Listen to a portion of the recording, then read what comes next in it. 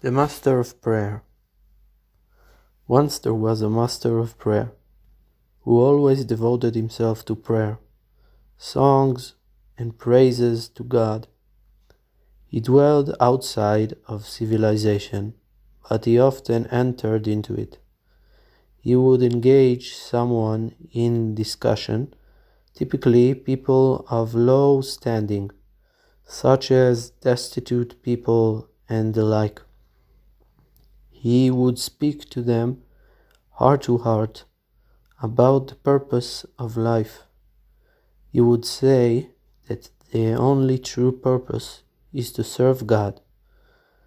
All the days of one's life, to spend one's days praying to the Lord and in songs and praises. He would expound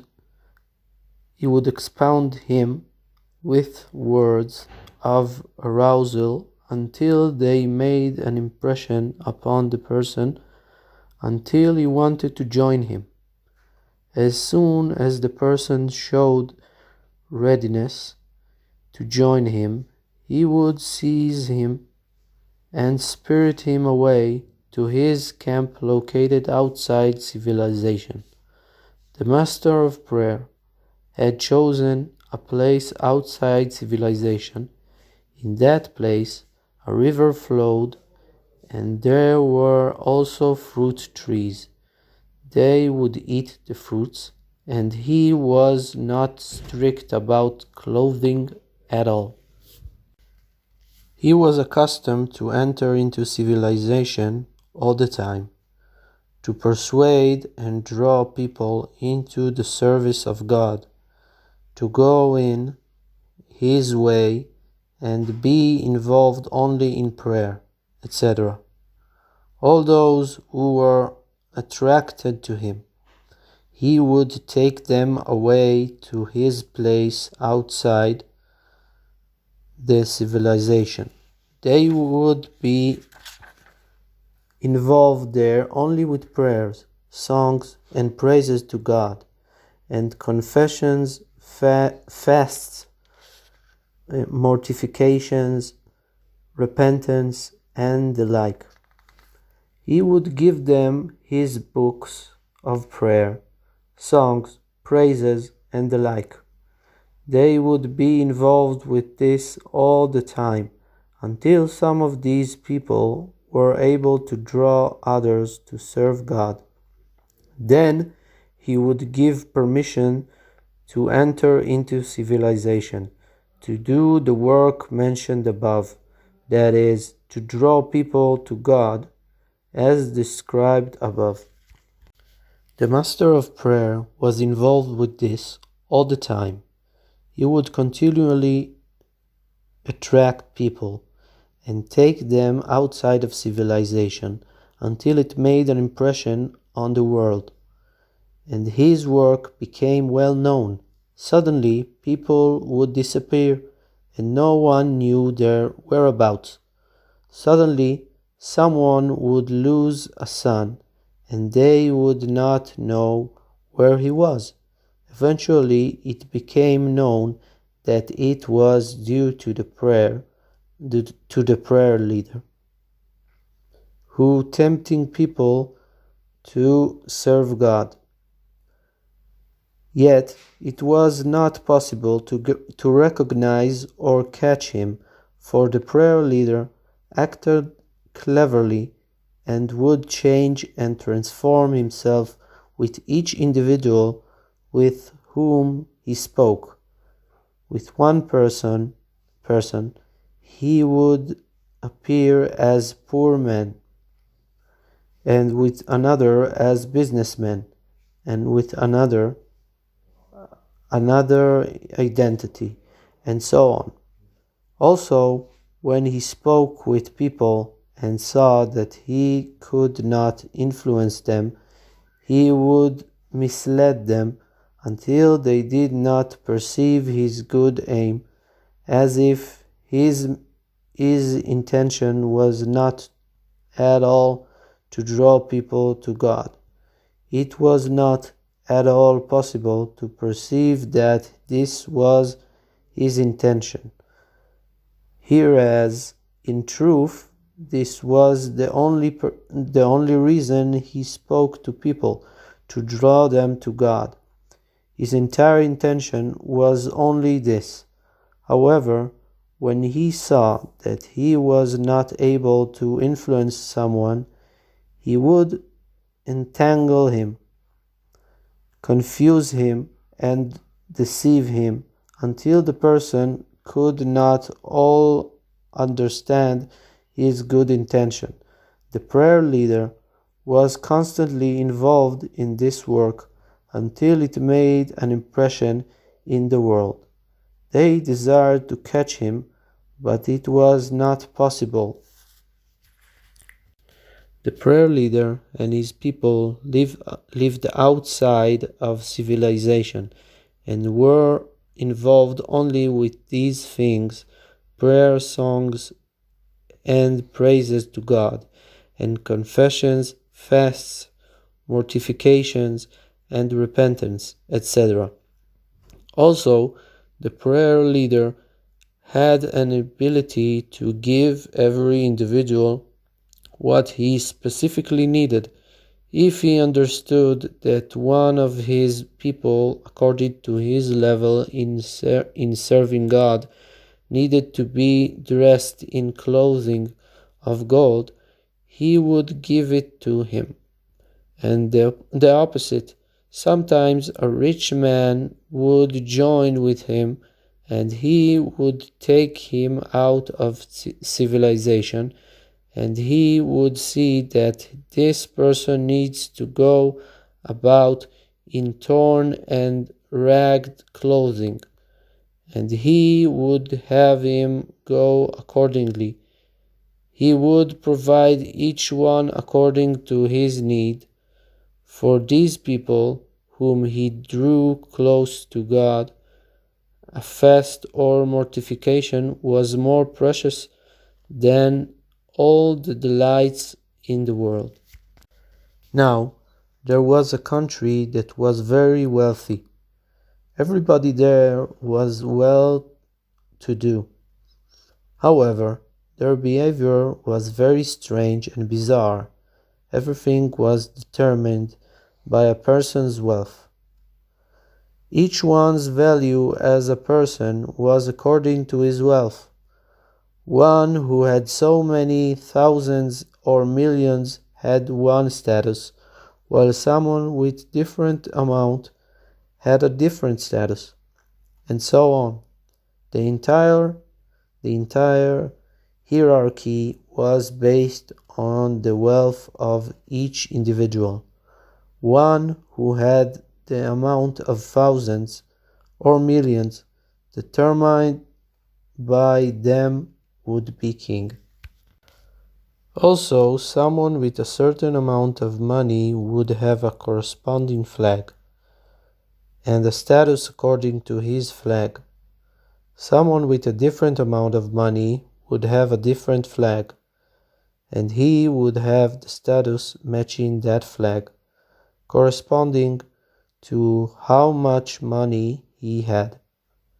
They had it standardized how much money a person needed to have in order to be given a certain flag, and the status that went with it. The status of each person was determined by his wealth, according to the standards they had set. They had standards specifying that if one had such and such an amount of money, he was a man. If he had less than this, he was an animal or a bird or the like. There were among them wild animals and birds. For example, a man with only such and such wealth would be called a human lion. Similarly, with the other varieties of animals and birds, according to the person's financial situation. He would be considered only an animal or a bird. The priority for them was money, and the level and standing of each person was determined only by money. Stories circulated in the world about this country, and the master of prayer who would sigh about this and say, "Who knows how far they can fall into error through this way?"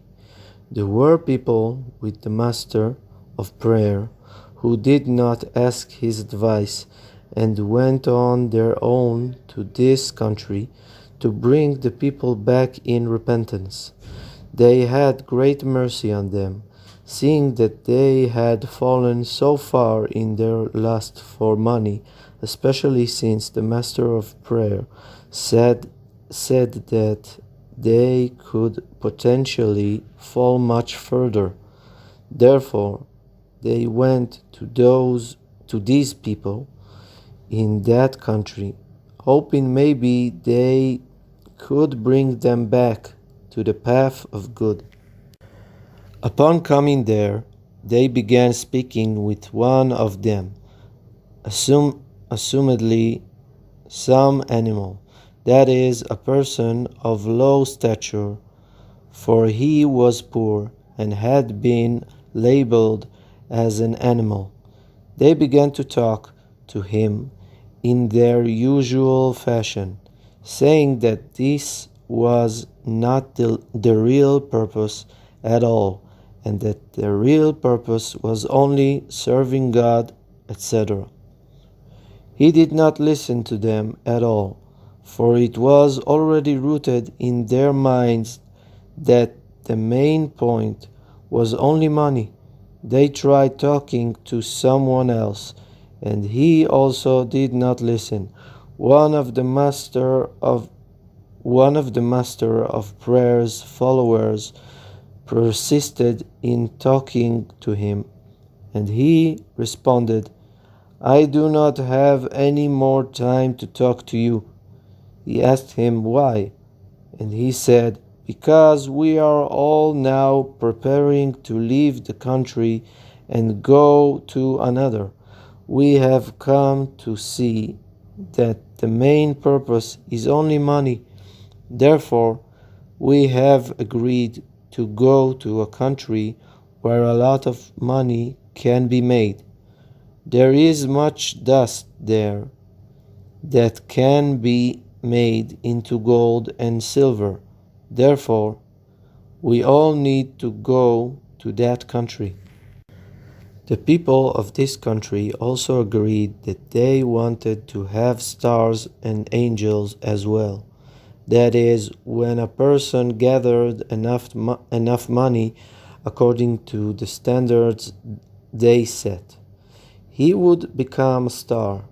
Since he had so much money, he had the power of that star, for the stars cause the gold to grow. This dust that is made into gold, it is due to the star that makes gold grow in dust-ridden places. Thus, the gold is drawn out of the stars, and if a person has a great deal of gold, it must be that he has the power of that star, so he himself is a star. Thus, they also said that there would be constellations and angels among them, such that when a person acquired enough money according to their standards, he would become a constellation or an angel. Then they concluded that there should also be gods. One who had thousands and millions according to their standards would be a god, for if the gods were granting him so much money, he himself must be one. they established this system as described. They also decided that it did not befit them to dwell in this coarse world, and that it was not in accord with their honor to have contact with common human beings, so that they should not become impure, for considered other people of the world defiled compared with them. So they searched out the highest mountains in the world in which to dwell, so that they should be elevated above the air of this world. They sent out people to search for such mountains, and they went and found mountains that were extremely high. All the citizens of the country then went to live there. On each mountain, a gathering of them settled. Around the mountains, they built strong fortifications and deep moats, so that it was impossible for anyone to approach them. They would leave only one hidden path ascending each mountain, so that an outsider could not penetrate. Further, they posted guards around each mountain, so that no one could come near. They dwelled on these mountains and lived according to the customs described above. They had many gods, all according to wealth. However, since the main thing for them was wealth, and through wealth many of them became gods, there was a threat of murder and robbery.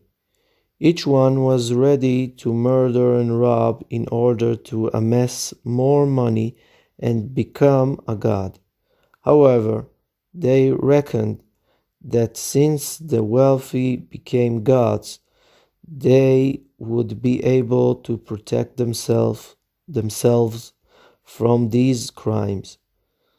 They also established services that would be prayed and sacrifices to be offered to these gods. They would even sacrifice people, and sometimes themselves, in order to merge with their gods, and then be reincarnated as wealthy people. Their entire faith was based on money. They had services, sacrifices, and incense with which they served their gods. That is, the wealthy people who had gained this stature. Nevertheless, the country was filled with murder and robbery, for those who did not believe in their religion murdered and robbed freely in order to amass money, for the main thing for them was money. With money, it is possible to buy everything: food, clothing, etc. And a person's main life force is money. In their confused thinking, they believed this. Thus, money was their faith. They would see to it that they never lacked money, for money was their primary faith and spirituality. They were always attempting to add and bring more money into the country from other places. They sent out merchants to other countries in order to make profits for their country. According to their outlook, charity was certainly forbidden. One who gave charity diminished the bounty that the god had given him, since the key point was that a person have money, and one who gave it away made a blemish in his money and lessened it. Therefore, it was clearly forbidden for them to give charity. They also had supervisors who were assigned to oversee if each one really had as much money as he claimed. Everyone had to display his wealth regularly in order to remain on the same level. Sometimes an animal would become a man, or a man an animal. That is, when one lost his money, he would fall from man to animal, or when one gained more money, he could rise from animal to man. The same applied to the other levels that were determined by wealth. They had portraits of those gods, wealthy people, and everyone had a copy of the portraits. They would hug and kiss them as part of their service and their faith. The righteous people of the Master of Prayer returned and told him about the great error and nonsense of that country, how they were very tangled in the lust for money, that they were preparing to leave their homeland and to make stars and angels out of themselves. The Master of Prayer answered that he was afraid they would go deeper and deeper into error. Then he heard that they had made gods out of themselves. He said that this was what he had been worried about from the start.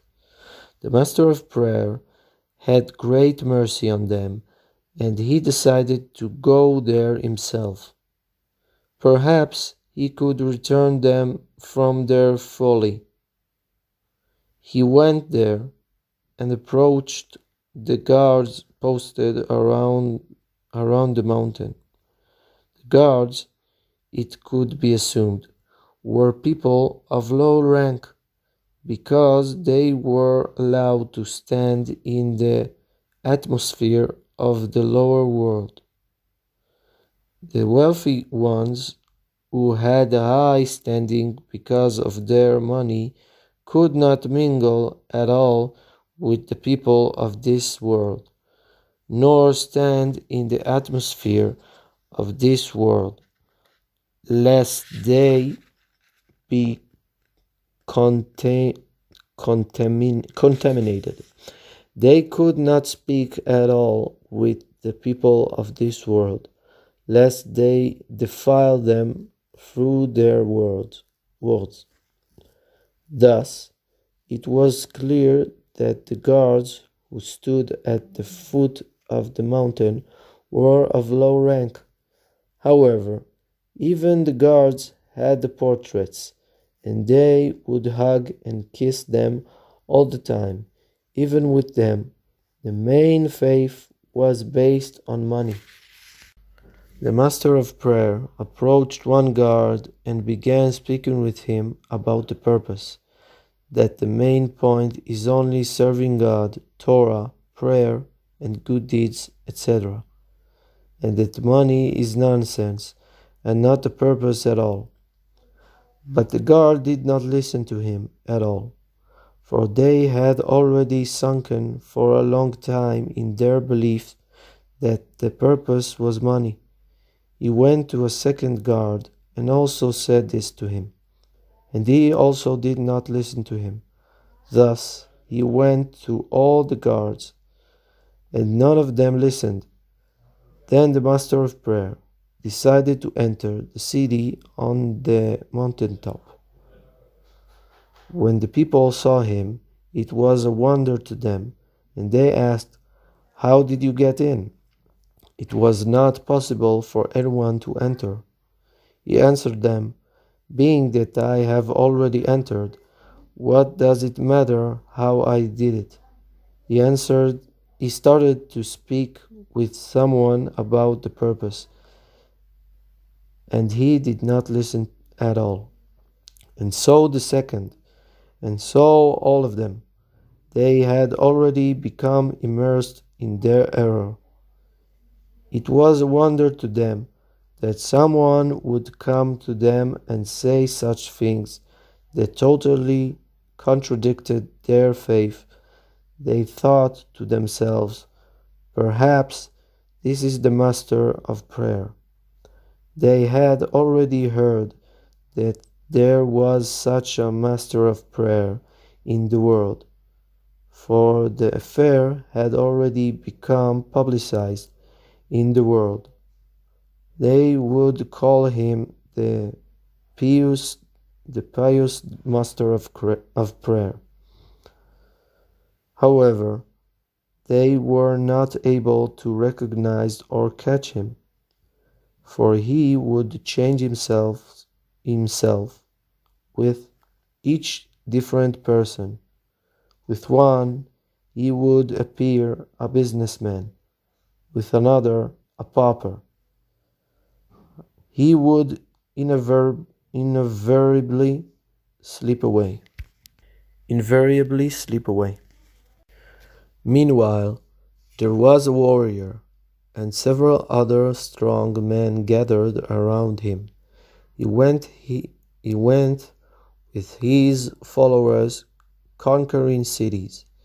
He wanted only their submission. So when the people of the country would submit themselves to him, he would leave them alone. If not, he would destroy them. He went all over and conquered. He did not want money, only their submission. His approach was to send his strong men to a country. While they were still far away, 50 miles, the country would already submit to him. Thus, he conquered the countries. The merchants of the country of wealth returned to their country and told about the mighty warrior described above. A great fear fell on the country. Even though they were willing to submit to him, they heard that he despised money and did not want it at all. Since this was opposite to their belief, they could not bring themselves to submit to him. To them, this would be like apostasy, because he did not believe in their faith, that is, in money. They were very frightened of him. They started to worship and offer sacrifices to their gods. They took animals, people with little money who were labeled animals, and offered them to their gods and other similar services. The warrior was drawing closer to them all the time, and he started to send his strong men to give them the choices, as was his custom. They became very afraid, not knowing what to do. The merchants among them advised them and told them that they had been in a country where everyone was a god who traveled in a carriage drawn by angels. That is, all of the citizens, from small to great, were all tremendously rich, until even the smallest among them was considered a god, according to their flawed thinking, for even the smallest among them had enough money, according to the standard the standards to be classified as God. And their carriages were drawn by angels, for their horses were adorned with abundant wealth, with gold and the like, until the raiment of one horse was worth the value of one of their angels. Thus, it could be said that they traveled with angels. They would harness 3 pairs of angels to a carriage and ride with them. Thus, it would be well to send for help from that country, and they would certainly receive help, since all the citizens of that country were gods. All this was the advice of the merchants to their fellow citizens. They were very satisfied with this, for they believed that certainly they would have salvation from that country, for everyone there was a god. Then the master of prayer decided to go back to that country. Perhaps he could still bring them back from their crooked ways. He went there and approached a guard, and began speaking with him in his usual fashion. The guard told him about the above-mentioned warrior, and that they were all very frightened of him. The master of prayer asked him, "What do your people intend to do about it?" The guard then told him of their intent to send for help from the country where everyone was a god. The master of prayer laughed heartily, saying, "It's all a lot of nonsense. The people of that country are also only human beings like us. You and all your gods are really only humans and not gods. There is one in the world, and that is the Creator. He is the only one whom it is appropriate to serve, and only to him is it appropriate to pray, and this is the main purpose." He spoke words along these lines to the guard, but the guard did not listen to him, for they had already been sunken in their mistaken beliefs for a long time. Nonetheless, the master of prayer continued speaking to him for a long time, until in the end the guard answered him, "But what can I do? I am only one individual, and opposing me is the entire population of the country." This answer was somewhat of a comfort to the master of prayer, for he saw that his words had at least some influence on the guard. The words he had spoken the first time to the guard, and the words he had said this time, had started to make an impression in his heart. He began to have doubts, and became a bit more willing to listen, as was evident from his reply. The master of prayer went and spoke to the second guard, and spoke with him in the same way. At first he did not listen, but in the end he answered, "But I am only one against the whole country, as the other one had." In the end, all the guards gave this answer. After this, the master of prayer entered the city and began to talk with people in his usual manner, saying that they were all gravely mistaken, and that this was not the purpose at all. Rather, the purpose was only to be involved in Torah and prayer, etc. They did not listen to him at all, for they had all been sunken in their crookedness for a long time. They told him about the warrior and how they wanted to send for help from the country where everyone was a god. He laughed at them as well.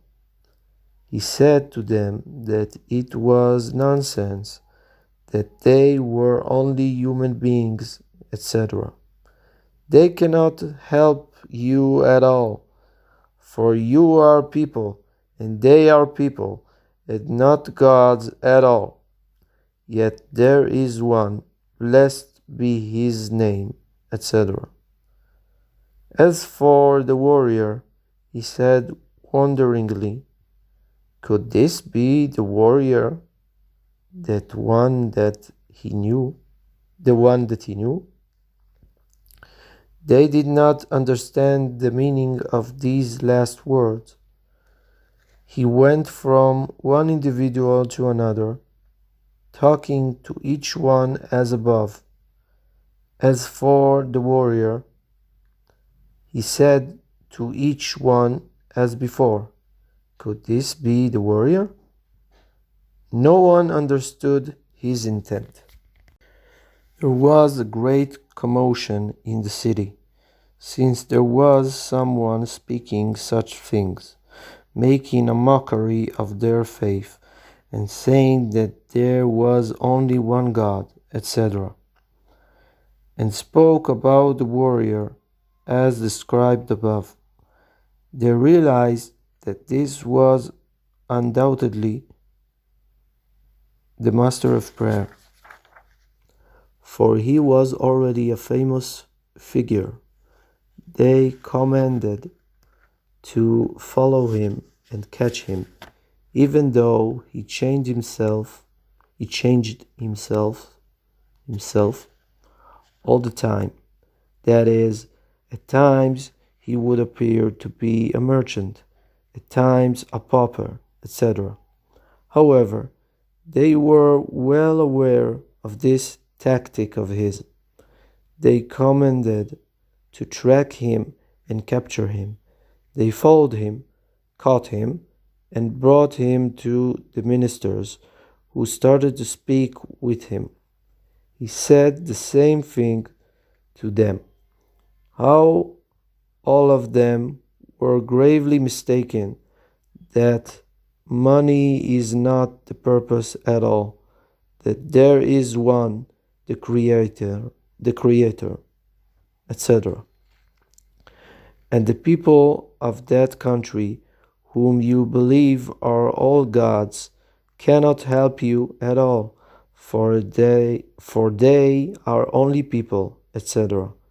They thought he was mad, for they were all so immersed in mistaken beliefs about money, to the point that people who spoke contrary to their mistaken beliefs was thought to be insane. They asked him, what is this that you keep saying about the warrior in a tone of wonderment? Could this be the warrior? He answered them, I was once with a certain king, and he lost one of his warriors. If this warrior is the same one, then I am acquainted with him. What is more, what you hold about the country where they are all gods, this is nonsense, for they cannot help you. In my opinion, if you depend on them, that will be your downfall. They asked him, how do you know this? He answered them, the king with whom I was had a hand, that is, He had a picture of a hand with 5 fingers and all the lines that are normally on a hand. This hand was in fact a map of the world, of all the worlds and everything that had been from the beginning of the world to the end, and what will be after that. It was all inscribed on the hand. Written on the hand was the map of every world with all its details, as would appear on a geographic map. There were names in the drawings, just as on a map. Next to every item, there is an identifying name, in order that one can know what each thing is. Here is a certain city, there is a certain river, etc. Similarly, within the drawing on the hand were names next to every item, in order to identify each item.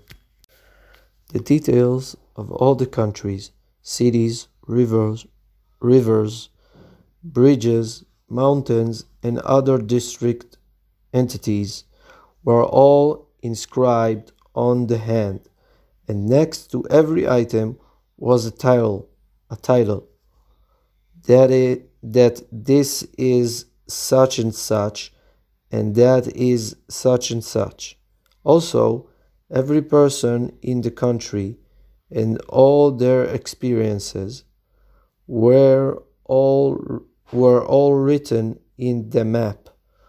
All the travel routes from one country to another and from place to place were inscribed, and because of that I knew how to enter this city, which as a rule is impossible for anyone to enter.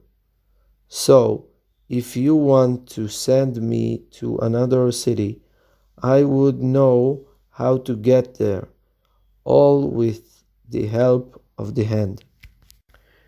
It was also written there how to travel from one world to another. There is a path and a route by which one can ascend from earth to heaven. Normally, it is impossible to ascend to the heavens because the route is not known, but on the hand was written the route from earth to heaven. All the paths from one world to another were inscribed there. Elijah, ascended to heaven using one route, and that route was written there. Similarly, Hanoch ascended to heaven by another route, and that was also written there. The routes between all the worlds were inscribed on the hand. Also written on the hand were all the details of what had been at the creation of the world, and what was there now, and what it would be in the future. For example, Sodom appeared as it had been when it was settled, before its overturning, the overturning itself, and the image of Sodom after the overturning. What was, what is, and what will be are all inscribed on the hand, on that same hand. I saw that that country of which you claim all the citizens are gods, and all those who come to it for help will all be disgraced and destroyed.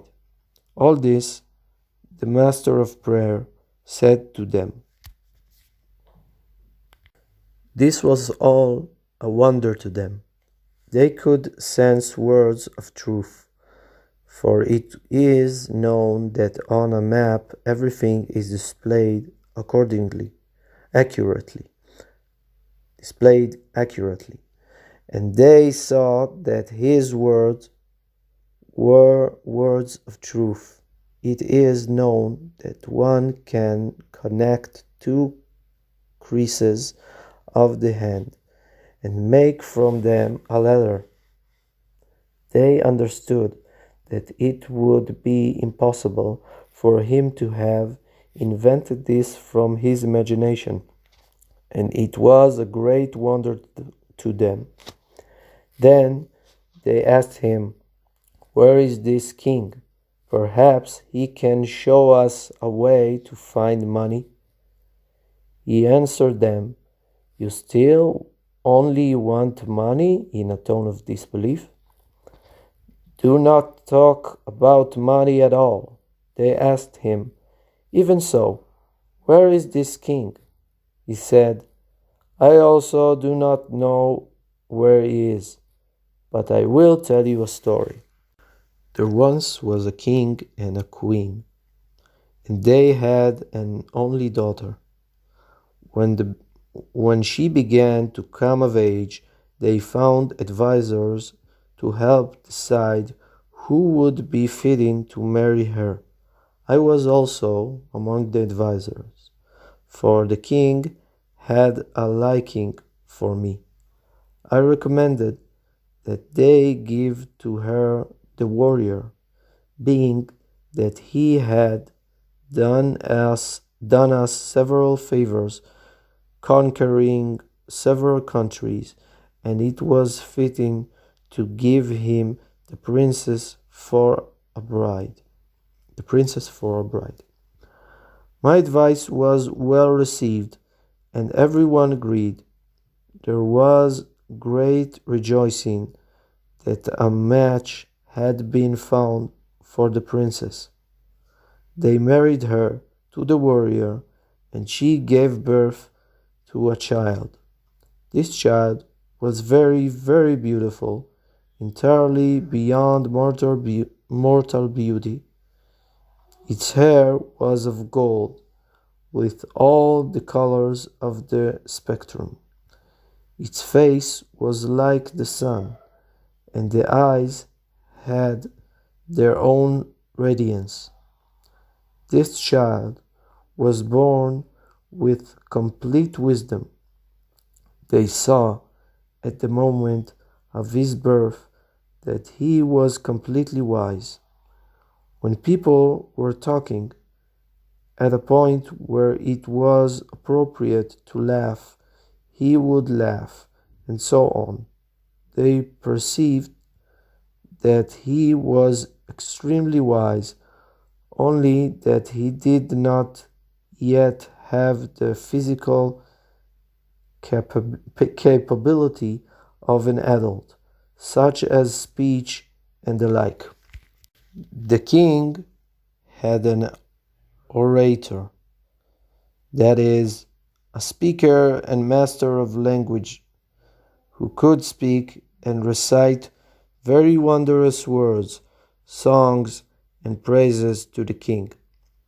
He was a skilled and pleasing speaker on his own, but the king showed him how to acquire even more the wisdom of oration, and through this he became a very awesome speaker.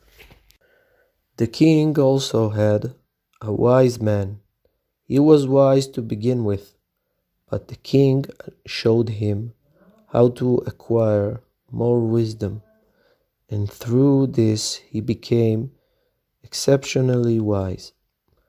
Similarly, the warrior had been a warrior to begin with, but the king showed him how to acquire more might, and through this he became a wondrous and awesome warrior. Now there is a sword that is suspended in midair, and it has three powers. When one rises it, all the officers of the armies flee, and this causes an immediate defeat. When the officers leave, there is no one to lead the battle, and they cannot wage war. It is still possible for the survivors to continue the fight. However, this sword has two edges, and they have two powers. Through one edge, everyone falls, and through the second, they become emaciated, and their flesh melts, as it known with this sickness, simply by the inflection with which the sword is swung.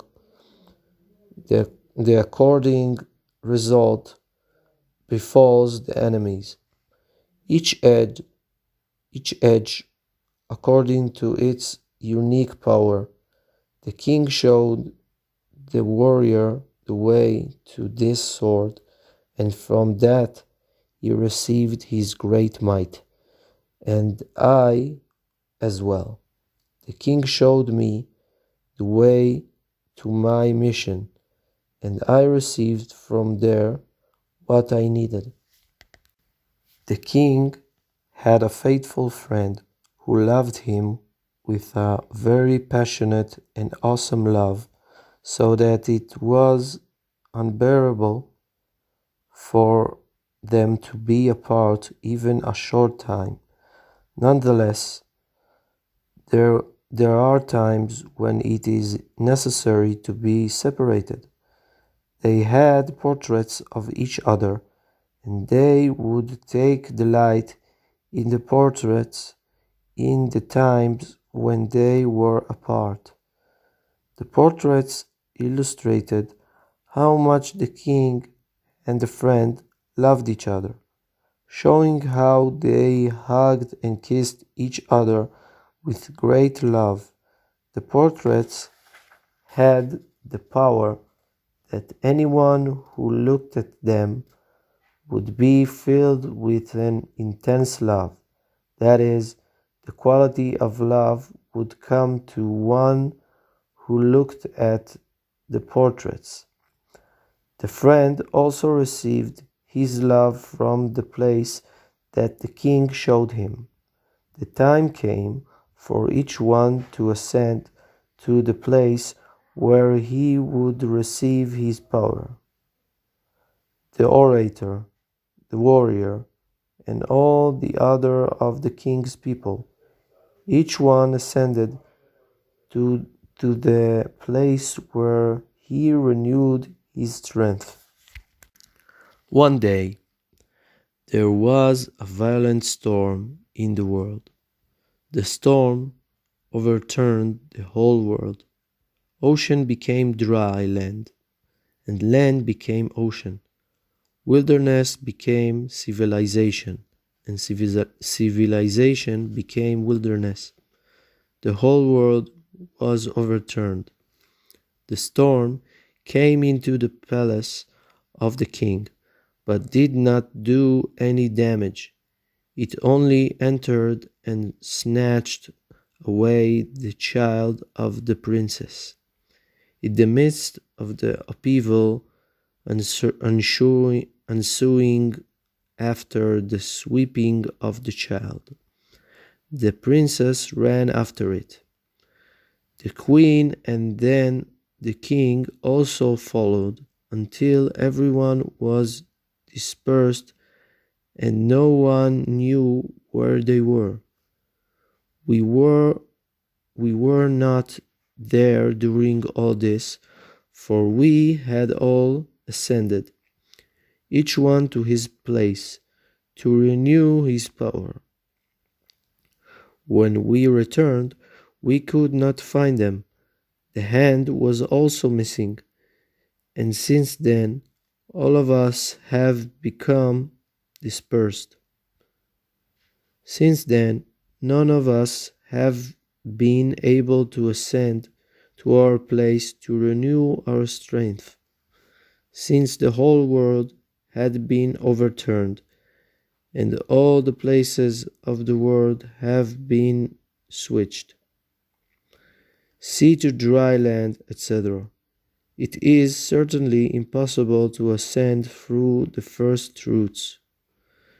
Now one needs a new route according to the exchanges and shifting of places. Thus, none of us is able to ascend to his place to renew his strength. Nevertheless, the impression that remains with each of us is also very strong, and if this warrior you have described is the warrior of the king, he is certainly very powerful.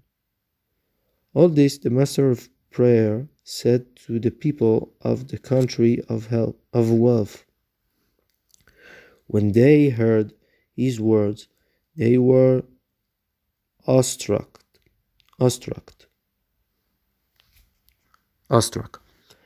They held on to the master of prayer, not letting him leave them, for perhaps the warrior who was coming toward them was the above-mentioned warrior, with whom the master of prayer was acquainted.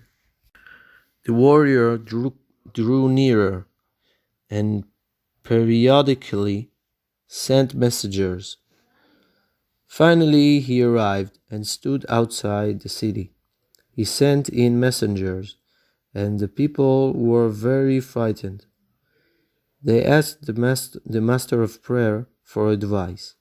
He said that they would need to scrutinize the way and behavior of the warrior in order to determine whether he was that same warrior, the warrior of the king. The master of prayer went out to meet the warrior. He came to the warrior's camp. He began to speak with one of the warrior's strong men, that is, one of the guards, to determine if he was the warrior of the king. He asked the guard, "What is your occupation, and how did you join with this warrior?" The guard answered him, "Here is the story. There is an account in our historical records of a violent storm that came to the world, and it overturned the whole world. It transformed sea to dry land, and dry land to sea, and wilderness to civilization, etc. After the commotion and noise died down, the people of the world began to consider who should be the king. They investigated to know who would be fitting to become their king. They said, being that the main thing is the purpose, therefore the one who strives the most to fulfill the purpose should be the king. Then they began to investigate what was the purpose, and they split into many groups. One group said that the main purpose was honor. They observed that honor was the most valued thing in the world. When a man is not given his honor, for example, when they say something against his honor, it is as if they spilled his blood, because honor is the main thing for all people. Even after a man's death, they are strict to give the deceased honor, to bury him respectfully, and so on. And they say to the deceased that all of what they are doing it for his honor, even though after death money and desires are not at all relevant to the deceased. They are very careful to honor the dead. Therefore, honor is the main purpose. They had other similar foolish reasoning. All the groups had much reasoning backing their flawed and misguided beliefs. Some of them are described below. However, Rabbi Nachman did not want to detail all the flawed reasoning of these beliefs. Some of them are so twisted that it is possible, God forbid, to truly be led astray by these false beliefs. May God have mercy. So they agreed that the purpose was honor. Thus, they needed to search for an honored man, and one who pursues honor, that is, one who pursues it and reaches it, so that he is honored. Since he is an honored man, who has honor, pursues honor, and gives support to the worldwide will to honor. Therefore, such a man strives toward the purpose and achieves it. All this was their foolish and confused reasoning. Thus, such a man is fit to be king. They went looking for such a man, and found people carrying an old beggar. Approximately 500 were following him, all gypsies, and he also was a gypsy. This beggar was blind, stooped over and dumb. But the people followed him, for all of them were of his family. He had so many brothers and sisters and children that they became a congregation, and they carried him along. He was very strict about his honor, for he was ill-tempered and became wroth with them all the time, with all kinds of complaints.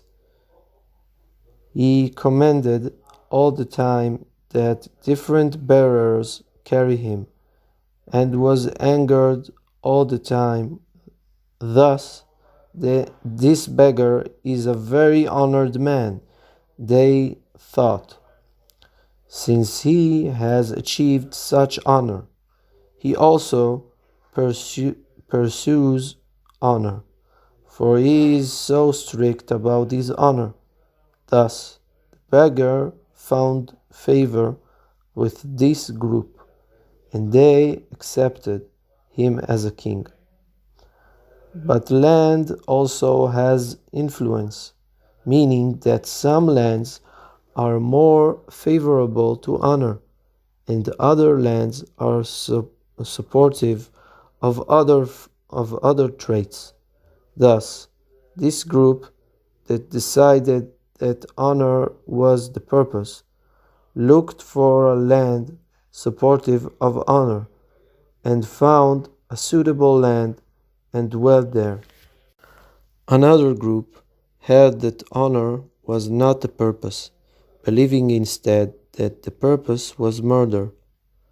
We see that all things in the world eventually wither and pass away, and all that is in the world, grasses, plants, people, and all that is in the world, must all come to an end and pass on. Therefore, the purpose of everything is its termination. Thus, the murderer who kills and terminates people is very active in bringing the world to its purpose. Thus, they agreed among themselves that the purpose is murder. They looked for the most murderous, evil-tempered, and jealous man they could find, for such a man is closer to the purpose, according to their warped understanding, and is fitting to be king. They went searching and heard the sound of a scream. They asked, "What is that screaming sound?" They answered them, "That sound came from a man having slaughtered his father and mother." They then reflected, "Can there be a more ruthless and ill-tempered murderer than one who would kill his father and mother? This man has reached the purpose. He found favor in their eyes, and they accepted him as king. They searched for a land that was supportive of murder, and chose a place of mountains and hills, the kind of place where murderers tend to live, and went there and dwelt there with their king." Another group said that someone with an abundance of food was most fit to be king, one who ate food more refined than other people, milk, for example, in order that his intellect not become coarse. He would be fitting to rule. However, since they did not immediately find someone whose diet other than the norm, they temporarily chose a wealthy man who had an abundance of food, until they could find someone more ideally fitting their qualifications. At that time, the wealthy man would abdicate the throne. They accepted this wealthy man as king and chose a land supportive of their purpose and settled there. Another group said that someone beautiful was most fitting to rule.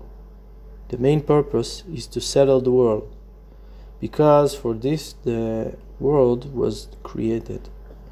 And since a beautiful woman arouses the desire to settle the world, it follows that she brings it to its purpose. Thus a beautiful woman was fitting to rule. They chose a beautiful woman and anointed her as their queen, and they looked for a land supportive of this and settled there. Another group said that the primary purpose was speech. What distinguishes man from animals is that he can speak, since that is the primary advantage man possesses. That must be the main purpose. They chose for themselves an orator, a master of languages who knew several and constantly babbled with speech. Such a person is reaching the purpose.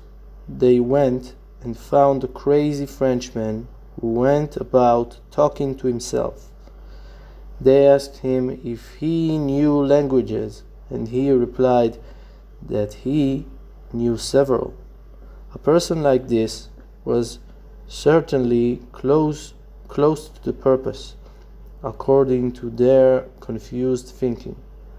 For he was a master of language, spoke many tongues, and talked so very much, for he talked even to himself. Thus, he found favor in their eyes, and they accepted him as king.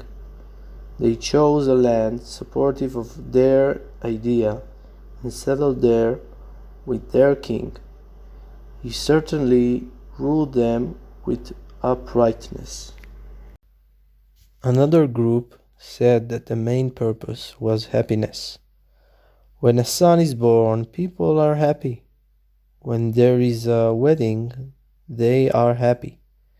When they conquer a country, they are happy. Thus, the purpose of everything is happiness. They searched for a man who was always happy, thus being close to the purpose, and he would be their king. They went and found a shabby-looking person in a tattered garment, carrying a bottle of liquor, with several other lowlifes following him. This man was very happy, for he was very drunk.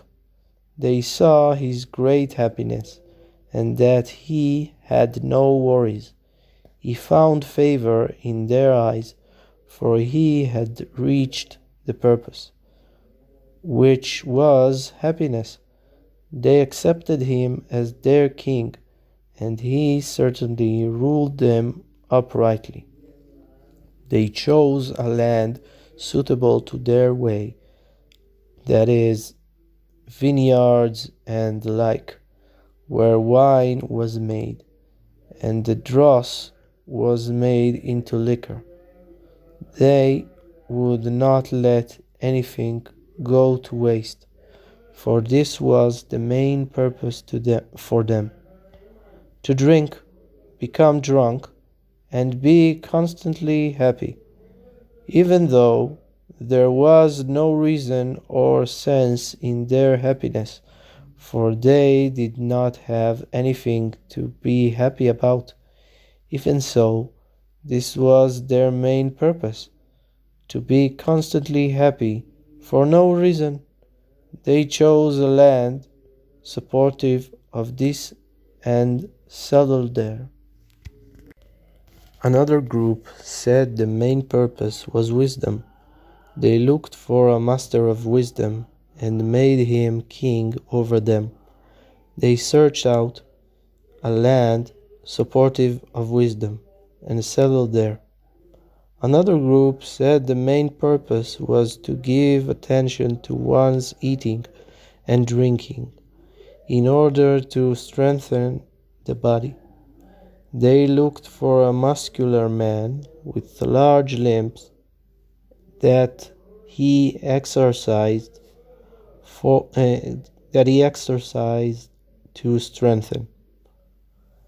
One with larger limbs has a greater portion in the world, for he takes up more space, and he is closer to the purpose, for enlarging the limbs is the purpose. Such a man is fitting to rule. They went and found a very tall man, a giant. He found favor in their eyes, for he was so large and thus close to the purpose, and they made him their king. They looked for a land supportive of this and settled there. Finally, there was a group that said that none of these was the purpose. The true purpose was only to be involved with praying to God and to be humble and lowly. They looked for a master of prayer and made him their king. The reader can understand for himself that all the groups erred severely and deeply in entangled structures of thought. Only this last group came upon the truth. Happy are they. All this was related to the master of prayer by one of the mighty warriors. Then he told him that they, the warriors who banded with the above warrior, were from the group of the bodybuilders. who accepted upon themselves the giant man as their king. Now, one day, a band of them set out with wagons following them, carrying food and other supplies. These warriors cast fear upon everyone, for they were of giant proportions and mighty, and anyone who passed them swerved to the other side of the road. During their journey, they came across a particular warrior, the one who was now their leader. When this warrior came toward their caravan, he did not swerve to the side. Instead, he rode straight into the caravan and scattered them to all sides. The members of the band were frightened by him.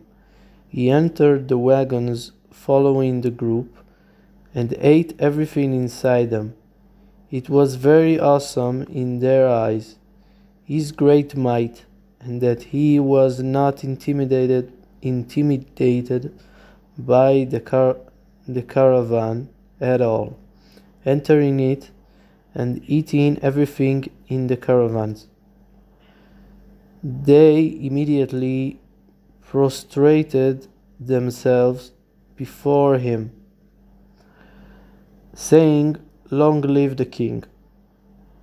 They knew that a warrior such as this was surely fitting to rule, according to their opinion that the main purpose was to have large limbs. Certainly the former king would give over the kingdom to a warrior of such massive proportions, for he was most fitting to rule. Thus it was that this mighty one was accepted by them as king, and he is the same one who is leading us now in campaign to conquer the world. He says, that is, the warrior who had now become their king, that he has another intention in conquering the world. He is not really interested in the world being subjected to him, for he has a different intention altogether. All these are the words of one of the warriors who told all this to the master of prayer, who had asked him how they had banded with the warrior, and he answered all this. Then the master of prayer asked, "What is the greatness of this warrior who is your king?"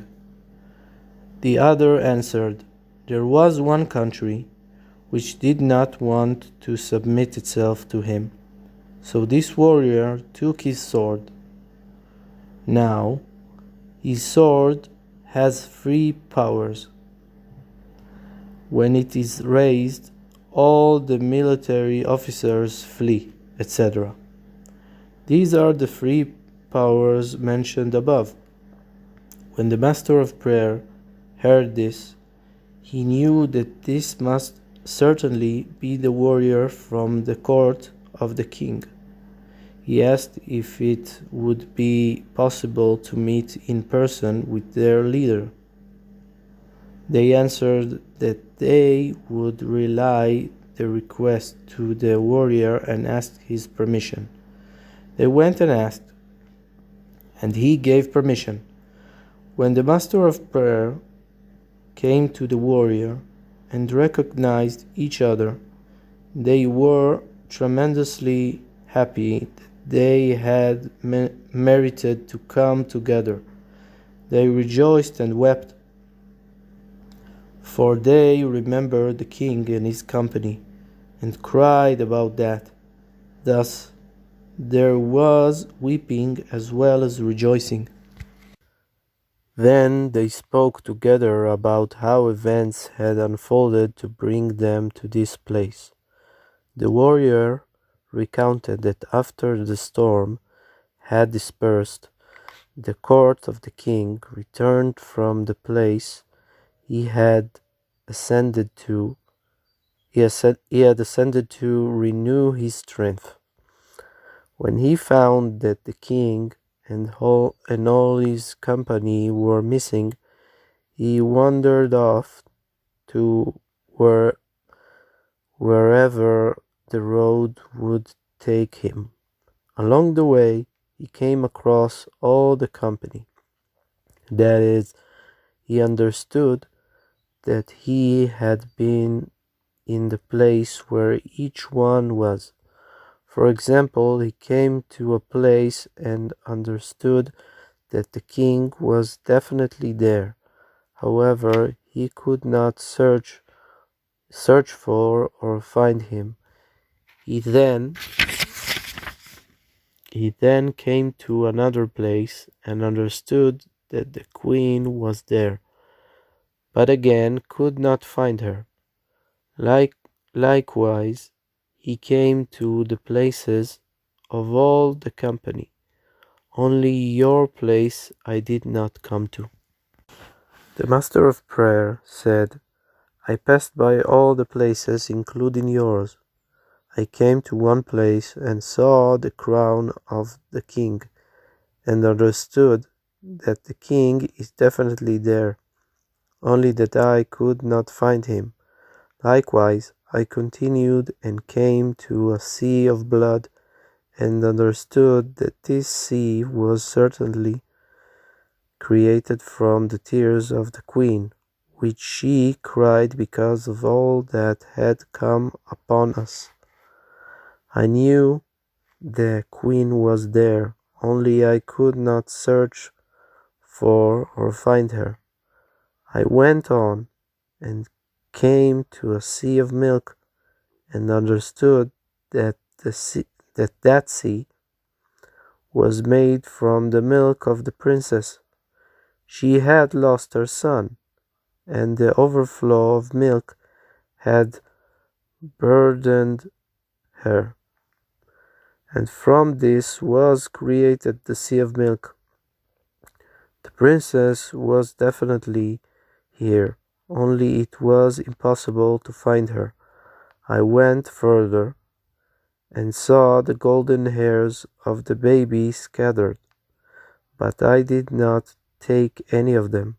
I understood that the baby was definitely here, but I could not find him. I went further and came to the sea of wine, and I knew that this sea had surely been made from the words of the orator, who had stood and said consoling words before the king and queen, and then turned to say more consolations to the princess. From these words was made the sea of wine, as it is written in Song of Songs 7, your mouth is like good wine. However, I could not find him. Thus I continued on, and saw a stone on which was carved a picture of the hand with all the elements mapped on it. I understood that the king's wise man was certainly here, and he had carved this likeness of the hand. However, it was impossible to find him, so I went further and saw arranged on a mountain the golden tables and treasure pieces and other valuables of the king. I understood that the treasurer must certainly be here, but I was unable to find him." The warrior replied, "I also passed all these places, and I took from the golden hair of the child. I took 7 hairs that included the full range of colors, and they are very precious to me. I sat in the place where I sat, and sustained myself to what extent I could, eating grasses and the like, until there remained nothing to eat, and then I went onward. When I left that place, I forgot my bow there. The master of prayer answered, I saw your bow, and I knew it was certainly yours, but I could not find you." Then the warrior continued his story. "When I left there, I went on until I came to a caravan and entered it. I was extremely hungry and wanted to eat. I immediately after entering, they accepted me as their king, and now I am campaigning to conquer the world, with the intention that perhaps I will find the king and his court." The master of prayer asked the warrior, "What can we do with these people?" That is, the people of the country that had fallen so deeply into the lust for money, until they arrived at this nonsense, to say that wealthy people are gods for them, and the rest of the foolishness of these people. The warrior answered that he had heard from the king that it was possible to retrieve someone who had fallen into all the passions. However, it was impossible by any means to save one who fell into this passion for money. So they certainly could not have an effect on the people of that country, for it would be impossible to bring them out of this condition, with one exception. He had heard from the king that along the way to the sword that had granted him his might, one could be retrieved from the passion for money into which he had sunk. The master of prayer and the warrior sat together some time. As for the request of these people, who had asked the master of prayer to go to the warrior on their behalf, the master of prayer convinced the warrior to give them more time, so he extended the time for them. The warrior and the master of prayer gave signs to one another so that they would know what was happening with each other, and the master of prayer went on his way. On his way, the master of prayer saw people going along and praying, and carrying compilations of prayers. He was frightened by them, and they were frightened by him. He stood to prayer, and they also prayed. Then he asked them, "Who are you?" They answered, "At the time of the storm, when all the peoples were scattered, and each type chose which goal to pursue, as was detailed above in the account of the groups of mankind. We chose to be involved constantly with prayer to God. We looked for and found a master of prayer, and made him our king. When the master of prayer heard this, he was very pleased, for this was also his desire. He started speaking with them and revealed the order of his prayers, his compilations, and other matters.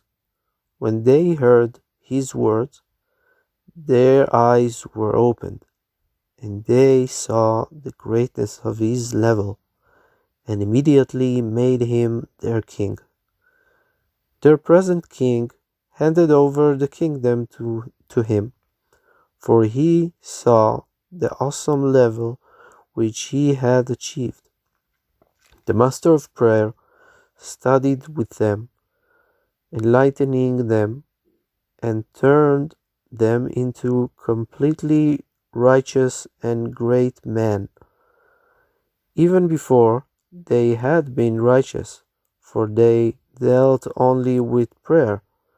However, the master of prayer enlightened them till they became very awesomely righteous.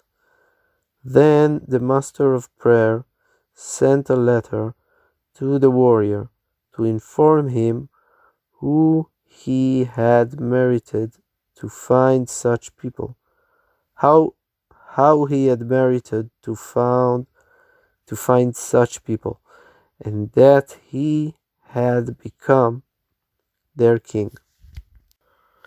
Meanwhile, the people of the country of wealth continued in their ways and religious service as described above. As the deadline that the warrior had set drew increasingly nearer, they became very afraid. They did their services, making offerings and incense, and reciting their prayers directed to their gods. They agreed that it was mandatory to follow the first plan, to send to the country which was so immensely wealthy that everyone was a god. They would certainly save them, since they were all gods. So they sent messengers there. Along the way, they came across a man who walked with a cane, and this cane was more valuable than all their gods together.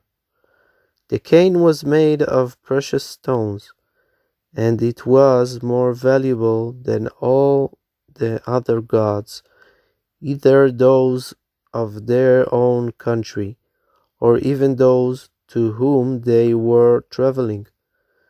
The cane surpassed all the wealth of all of them. He also wore a very valuable hat, in which were embedded precious stones.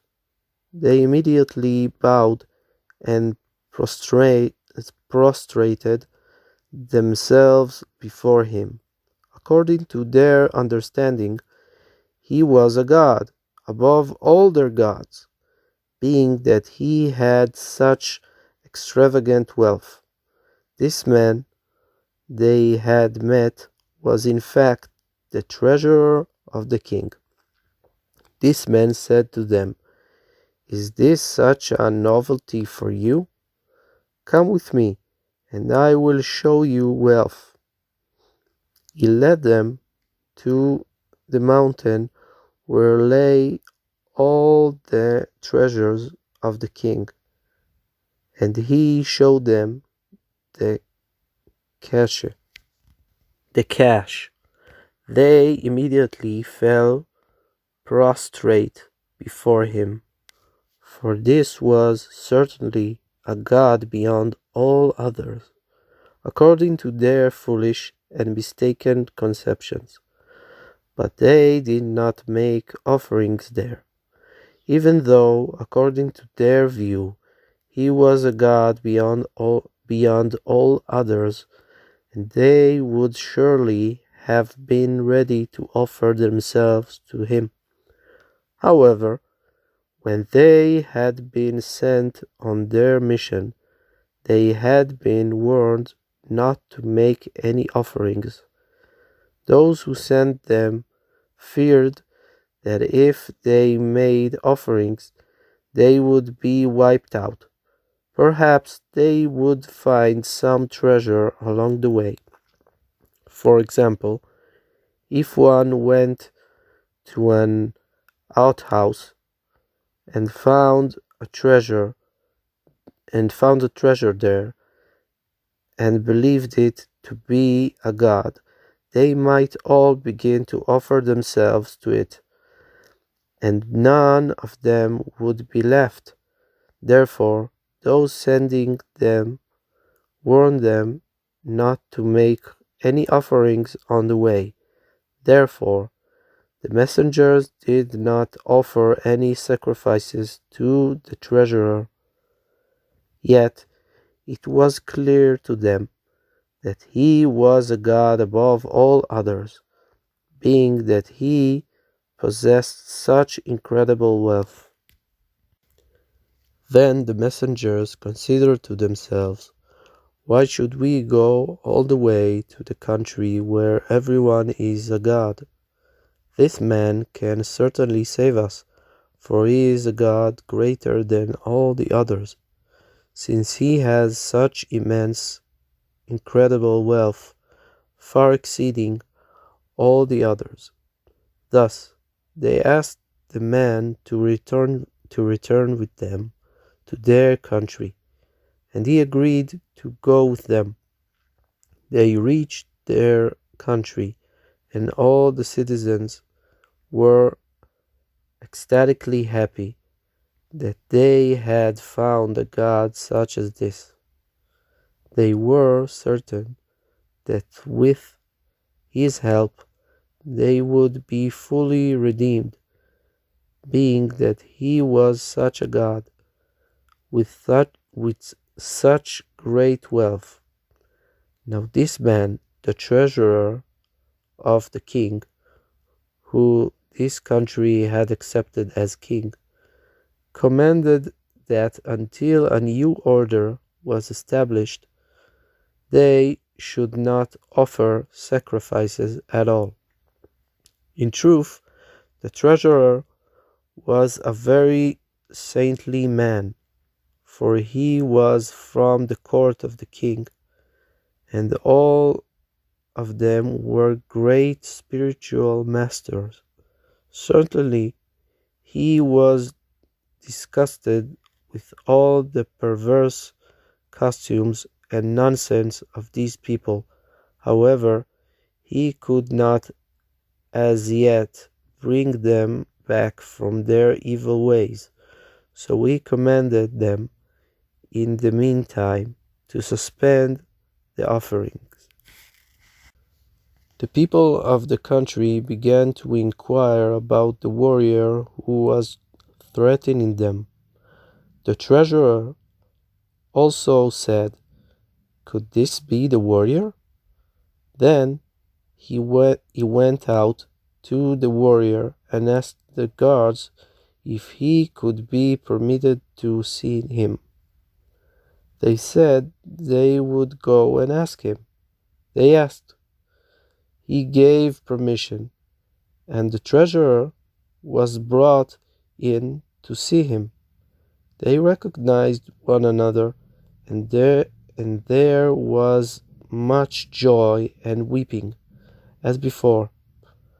The warrior said to the treasurer, "I also met with our fine master of prayer.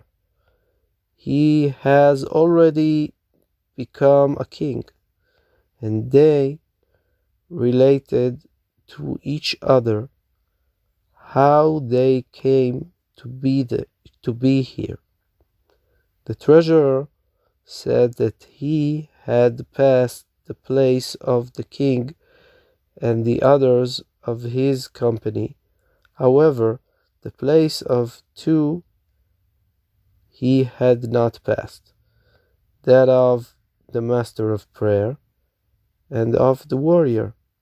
Then they spoke together about that country, how they had erred and become so confused until they had come to believe such nonsense. The warrior gave the same answer to the treasurer as he had to the master of prayer. He had heard from the king that someone who had fallen into the lust for money could only be saved by the path that led to the sword, in which place the warrior had received his might. Through that, one could be saved. They extended the deadline further. That is, the treasurer convinced the warrior to give the people more time once again. He extended the deadline once again. Then the treasurer and the warrior gave signs to each other as before. The treasurer departed from the warrior and returned to the country of wealth. The treasurer certainly reproached them for their evil way, that they had become so immersed in the lust for money, but it did not help, for they were already far sunken in it.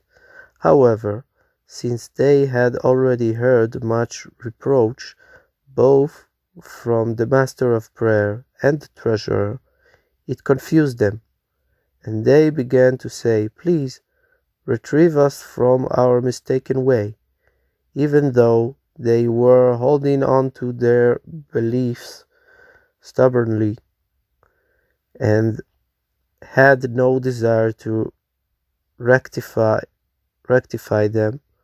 They said to the ones reprimanding them, "If you are really sure that we are in such great confusion and error, then take us out of our mistake."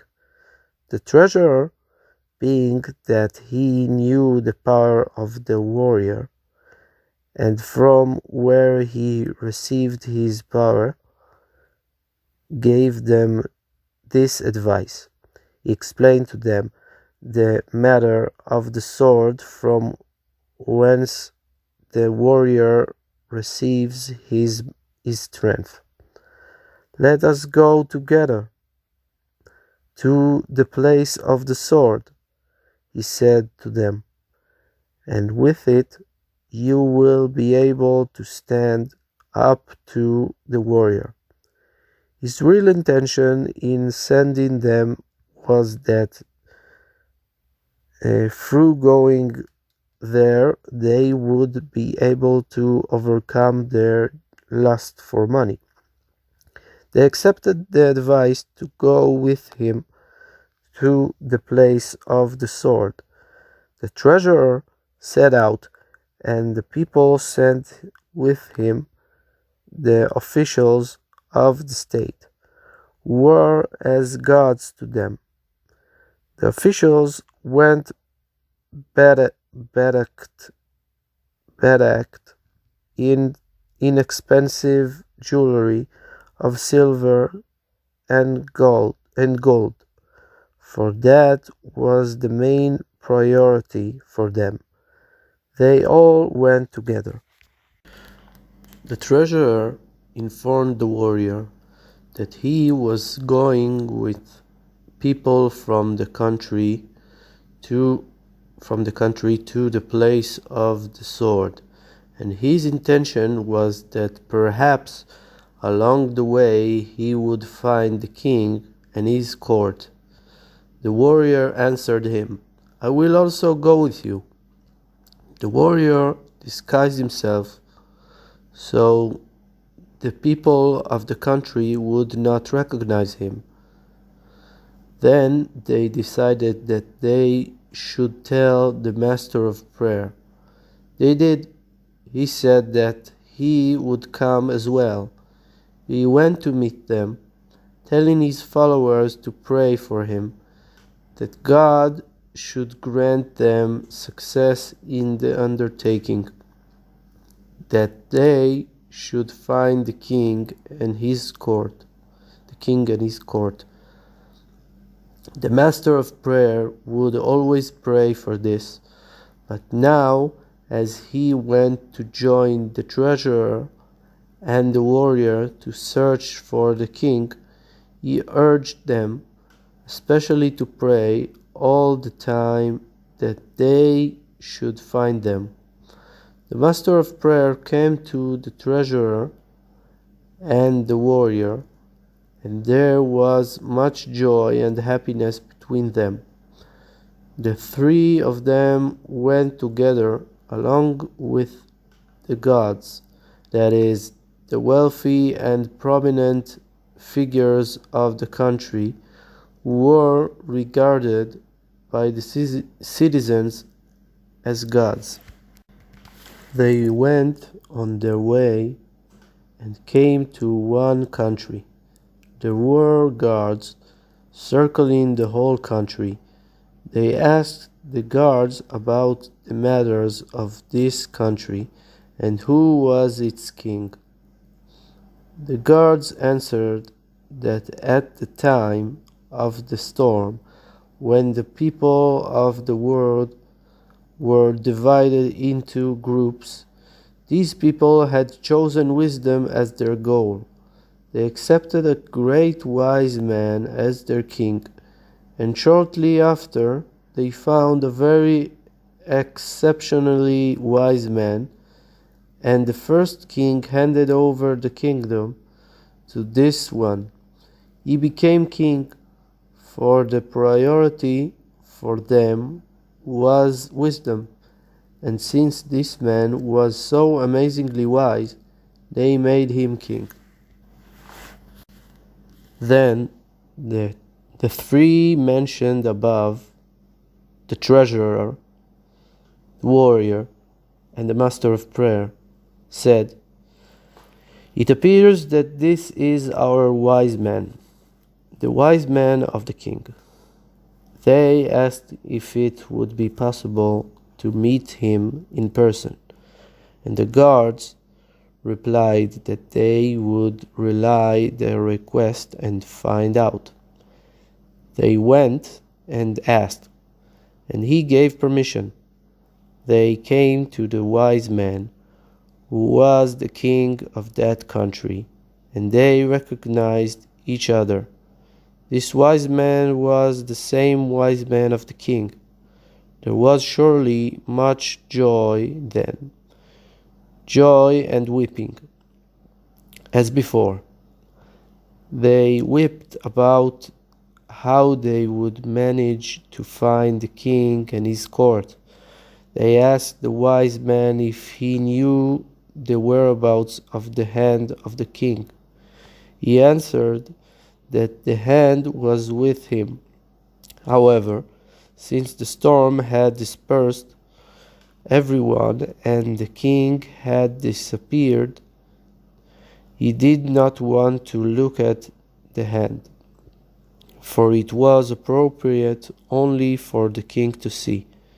However, he carved a likeness of the hand on the stone in order to use it minimally for his objective, but he did not look upon the hand itself at all. They asked the wise man how he had come to be there. He related that since the time of the storm he had wandered, and during his wandering he had passed the place of them all, except the place of these three, the treasurer, the warrior, and the master of prayer, until the people of this country had found him and crowned him king. Now he needs to govern them according to their present condition, according to the way of their wisdom, until in the course of time he would draw them to the truth. Then they spoke with the wise men about the people of the country of wealth, who had erred and fallen so deeply in the nonsense and idol worship of money. They said, even if we had only been separated and dispersed for the sake of this one country, to bring them to the proper path, it would have been enough, for they had strayed and sunken so very far. In truth, all the groups had erred and strayed and were in need of repair, to bring them out of their folly and to bring them to the true purpose. Even the group that had chosen wisdom as the purpose had not reached the true purpose and needed repair and repentance, for they had chosen superficial wisdom and heretical thought. From all these various errors of the different groups, it was easier to bring this group back from their mistaken ways and lead them to the truth. But those that had sunken into the idol worship of money had fallen so far that it was impossible to bring them back. The wise man also recounted to his companions that he had heard from the king that the only way to save those who had fallen into the lust for money was by the path to the sword. The wise man also agreed to go with them, so the four of them went together, and those foolish gods continued following them as well. They went along and came to a country. They asked the guards about the nature of the country, and who was their king. They answered that since the time of the storm, they had decided that the purpose was speech. They chose for themselves an orator, a master of language, for their king. Later, they found a man who was a master of language and eloquence, a very awesome speaker, and they accepted him as king. The first king gave the kingdom over to him, being that he was such an accomplished speaker. The four realized that this was their orator, the orator of the king. They requested to see him in person as well.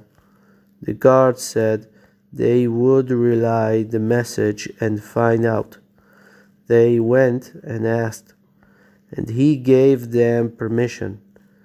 The four were brought into the presence of this king, and he was the orator of the king mentioned earlier. They recognized each other, and they had great joy and weeping. As before, the orator also joined with them, and they continued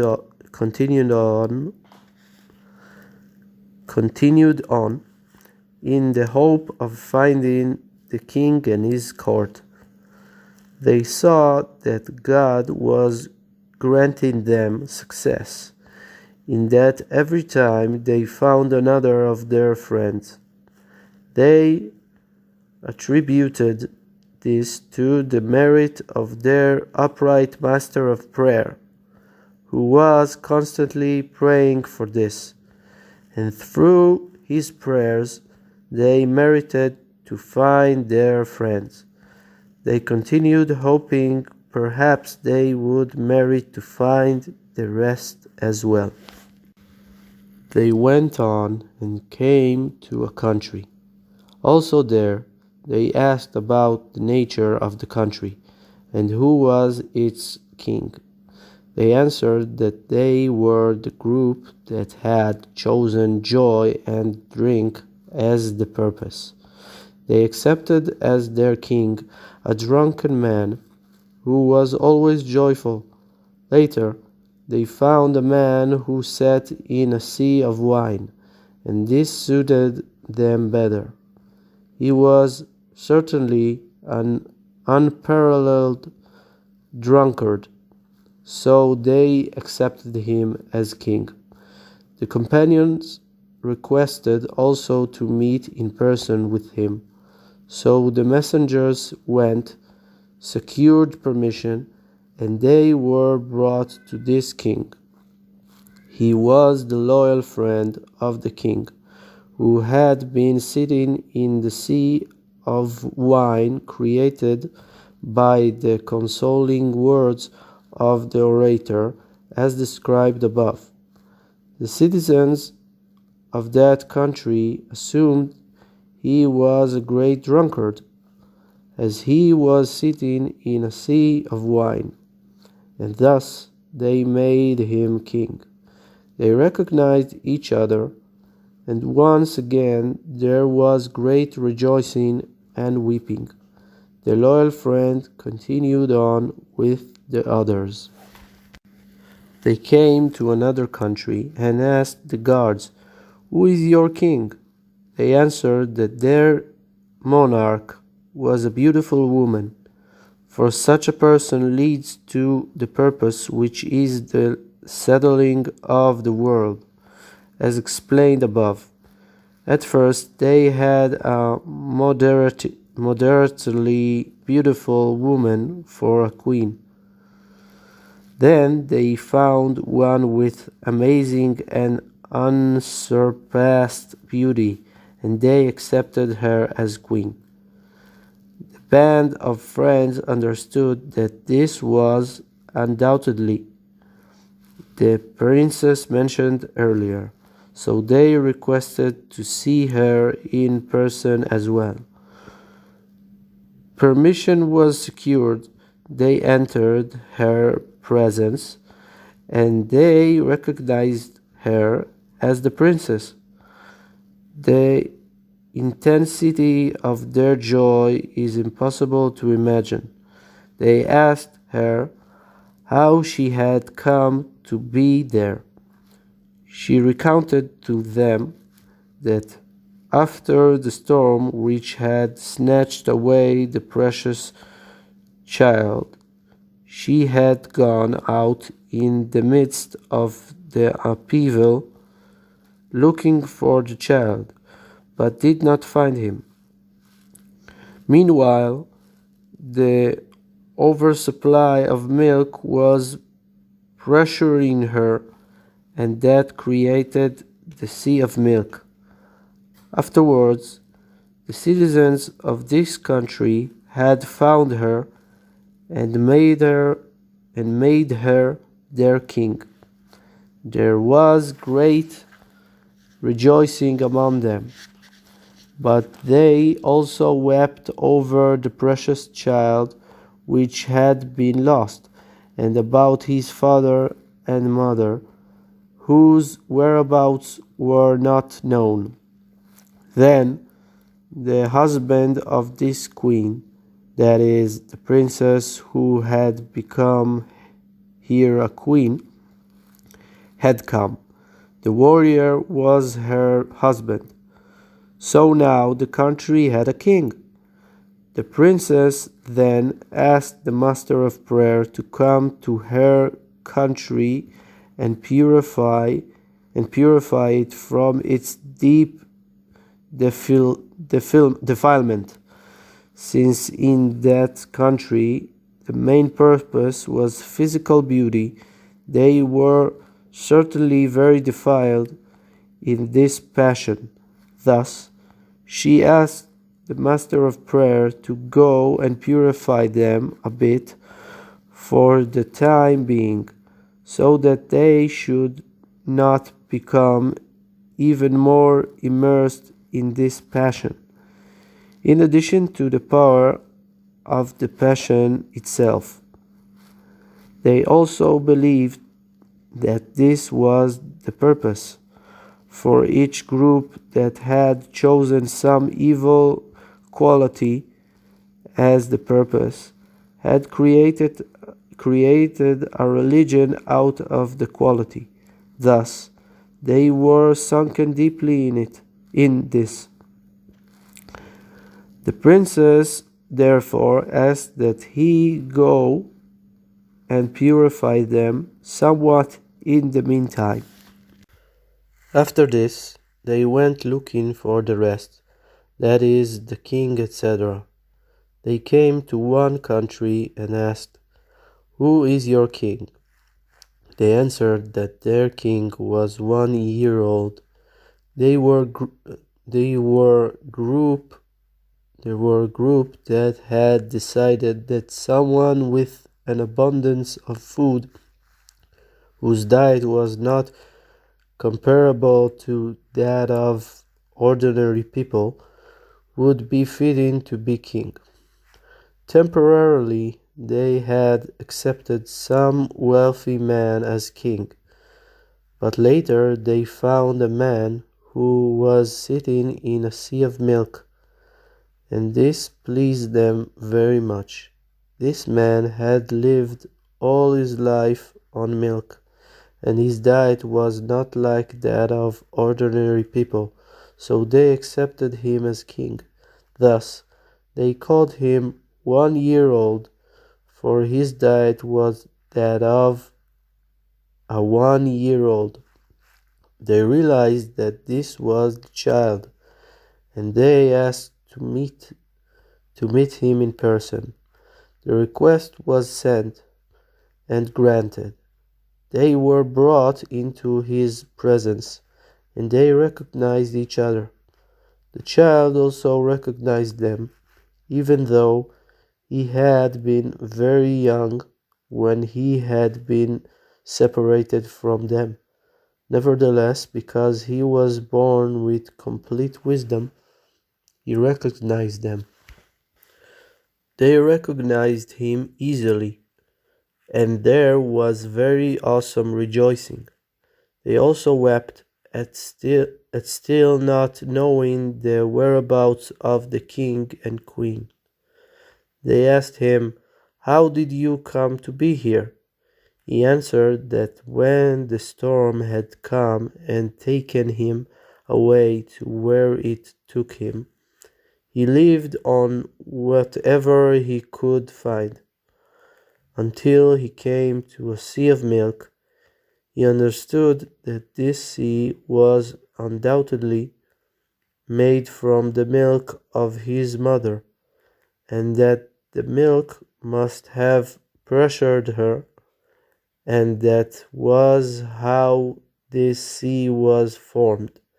He sat upon that sea and was sustained by the milk until the people of this country had come and made him their king. After this, they continued and came to a country and asked, "Who is your king?" They answered that they had determined that murder was the purpose, and they accepted some murderer as their king. After that, they found a woman sitting in a sea of blood. They accepted her as king, since they assumed that she was certainly a big murderer, being that she was sitting in a sea of blood. They requested to see her as well. Permission was granted, and they were brought into her presence. This was the queen mentioned before, who had been crying constantly, and whose tears became the sea of blood. They recognized each other, and there was great rejoicing. Yet they also cried, for they still did not know the whereabouts of the king. They went further on, and came to a country, and asked, "Who is your king?" They answered that they had chosen an honorable man. For them, the main purpose was honor. After this, they found an old man wearing a crown and sitting in a field. He found favor in their eyes, for he was a very honored man, being that he sat in a field wearing a crown. They accepted him as king. The band of friends understood right away that this was certainly the king, their king, that is. They asked once again if they could meet with him in person, and permission was granted. They were brought in before him, and they recognized that this was the king himself. The joy they experienced was beyond the capacity of the mind to comprehend. The foolish gods, the wealthy, important people of the country of wealth, who were considered gods in their country, went along with them, but had no idea what was the cause of all this joy. Now all the holy court was gathered together again. They sent the master of prayer to the various countries, the countries of the group that had chosen bad traits as the purpose, to repair and purify them, to bring them back from their foolishness, each country according to its foolishness and mistaken way. All of them had erred and strayed, and now the master of prayer certainly had the power to bring them back, for he had received the permission of the kings of all the countries. For the holy gathering of the king, who had now been reunited, were all kings over the countries of the groups. The master of prayer went empowered by them to purify and bring all the countries to repentance. The warrior then spoke with the king about the people of the country that had fallen into the idol worship of money. He said to the king, "I heard you quoted that through the path that I take to reach the sword, one can bring back those who are sunken in the idol worship of money." The king answered that it was so. He informed the warrior that along the path to the sword there is a path to the side that leads to a mountain of fire. On this mountain crouches a lion. When he needs to eat, he goes and attacks the flocks and eats sheep and other animals. The shepherds know about him, so they guard their flocks very carefully against him. But the lion pays no heed to them, and when he wants to eat, he preys on the flocks.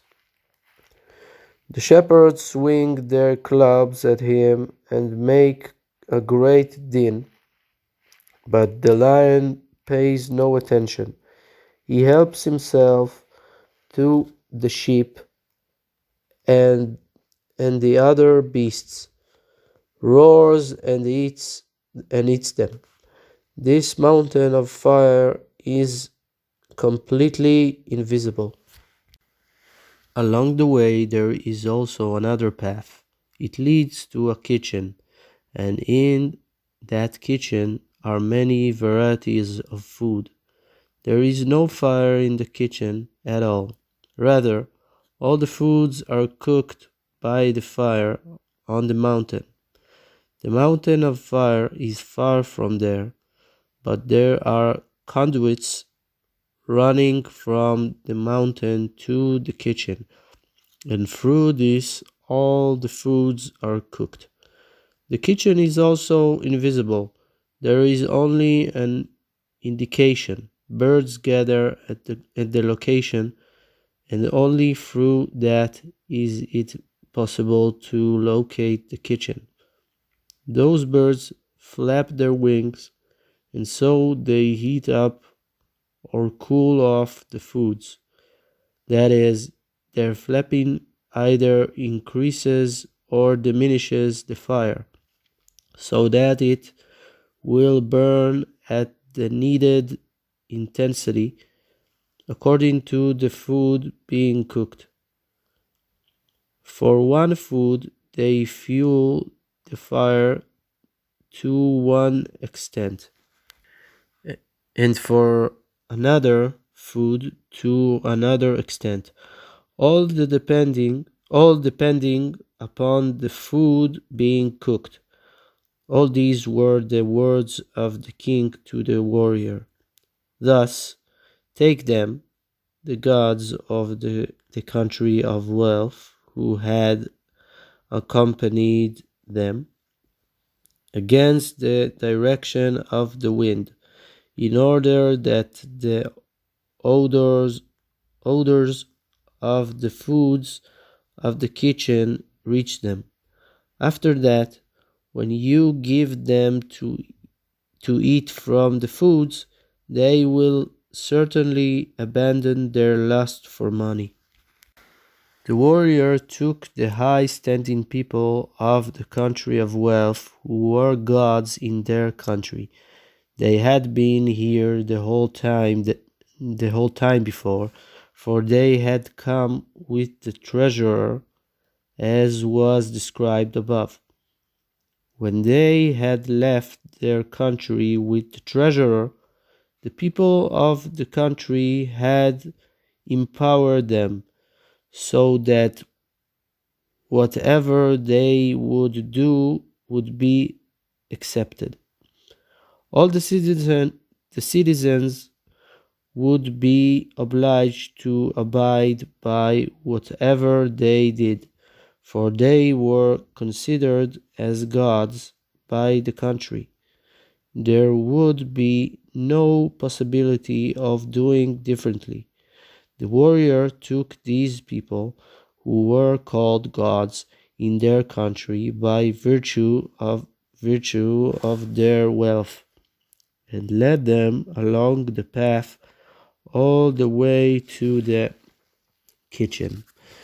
First, he led them against the wind, so that the odors of the foods reached them, and they began to beg the warrior to give them from these foods to eat. Then he led them away from the wind, and they cried out that there was a terrible stench.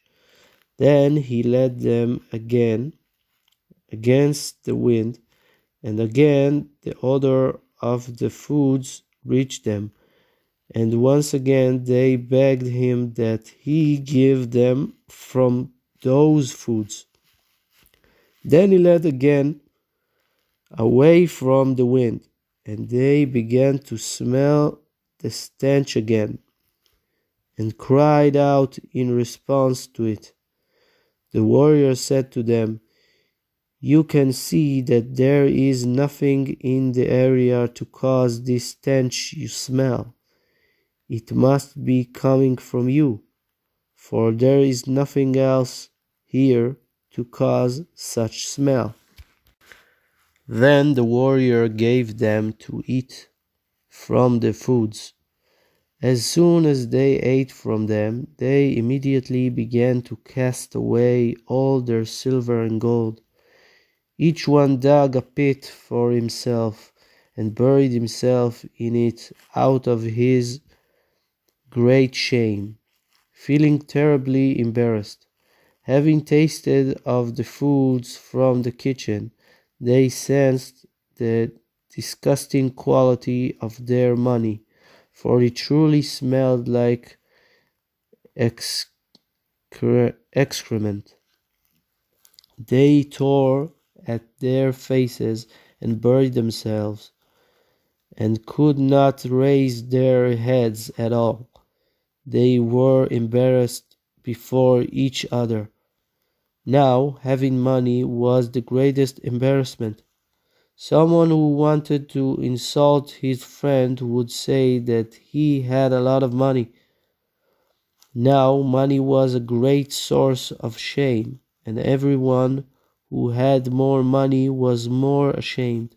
Thus, they buried themselves out of their extreme shame, and no one could raise their head, even before his friend. All the more so before the warrior.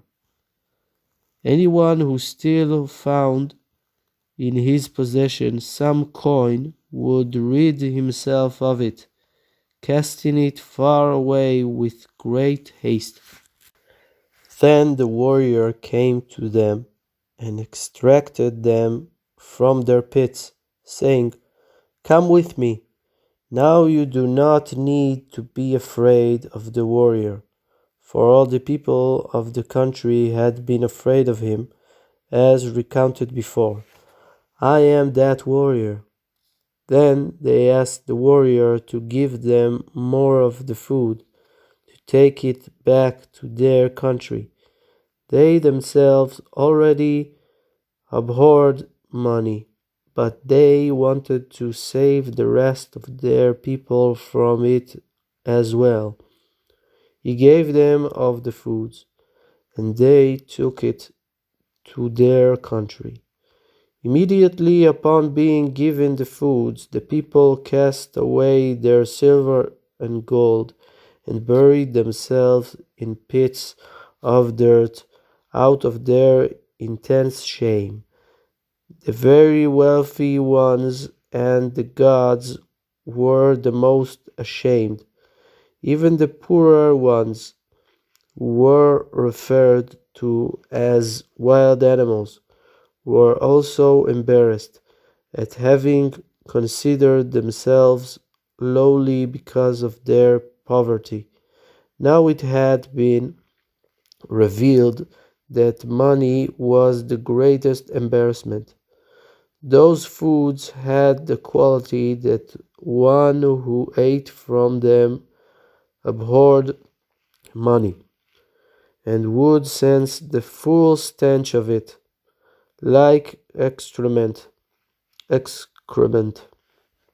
and waste material. Thus, they cast away their idols of silver and gold.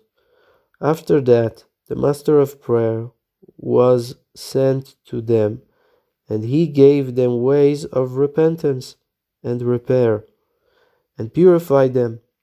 The king ruled the entire earth, and the whole world returned to God, devoting themselves only to Torah, prayer, repentance, and good deeds. Amen. May it be His will. Blessed is Hashem forever. Amen and Amen. Note: the story has its basis in the book of Isaiah, Yeshayahu, chapter 31. It is described there that God has an oven in one place and a fire in another place, far from the oven. As it is written, "Thus says the Lord, whose fire is in Zion, and whose oven is in Jerusalem." From the same chapter, woe to those who go down to Egypt for help and depend on their horses. Egypt is a man, and not a god, and their horses are flesh, and not spirit. This alludes to the country that depended on the country where all were gods, believing they would save them. The belief that they were all gods and their horses were angels was all delusion, as is recounted in the story. On that day, every man will be repulsed by his idols of silver and gold, Ibidem. This refers to when the people, sunken in lust for money, were brought to the oven, smelled the foods, and became disgusted by their money. Look and perceive that the entire story is discussed in this chapter of the book of Isaiah, Yeshayahu. Rabbi Nachman said explicitly that the whole story from beginning to end is hinted at in that chapter. There are other passages from other places in scripture that also relate to the story, but the story is primarily based on the above mentioned chapter. These things are still very hidden, for the inner depth of the story he did not reveal at all. He only brought our attention to these scriptural passages so that we should know that there are very deep and awesome secrets embedded in the stories. Happy is he who merits to understand a little from these secrets in these stories.